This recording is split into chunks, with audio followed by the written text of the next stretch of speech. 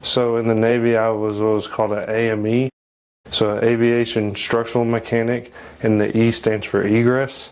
So I worked on ejection systems, so canopy and the ejection seat, and then I also worked on the environmental control systems. So all the bleed air that comes off the engines, it gets made into cold air, and it's used to cool off the electronics as well as the pilot sitting in the seat. Nice. And so obviously you mentioned A school and C school, but how extensive was that training when you're talking about the egress systems as well as the environmental controls? It was pretty extensive, especially once we got to the specific C school, because this is exactly what you're going to be working on. They had actual like physical trainers that we went to and practiced disarming ejection seats and canopy systems, as well as the pneumatic components that we'd be working on as well.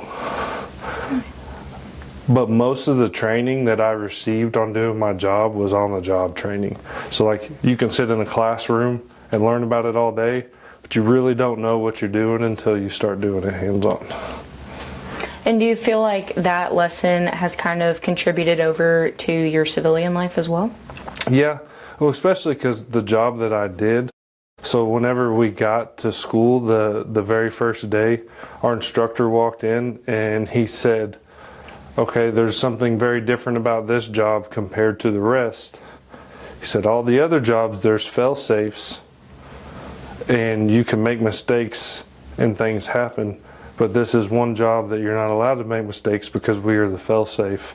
And if anything else goes wrong on the aircraft, they have to count on our system to work correctly.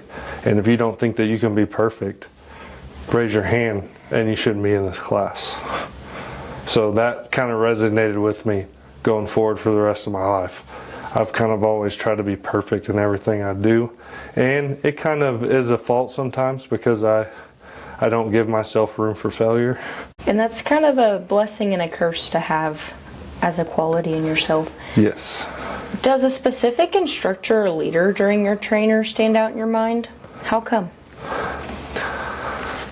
Not so much during my actual school training, but more while I was already in the fleet and working and being on deployment and everything. There was one particular, we called them LPOs, or lead petty officers. So basically they were the ones in charge of the shop.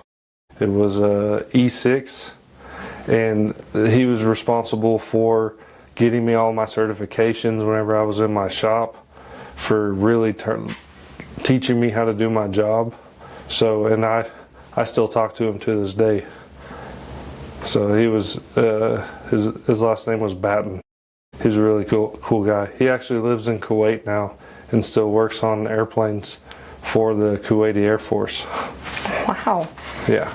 Did you receive any promotions during your time in the service? Yeah, so you get automatic promotions all the way up to E3.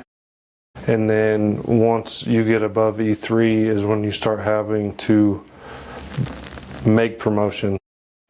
For the Navy, it was a combination of evaluation and the actual test, and then time of service. I only made it to the rank of E4, so in the Navy it was third class petty officer.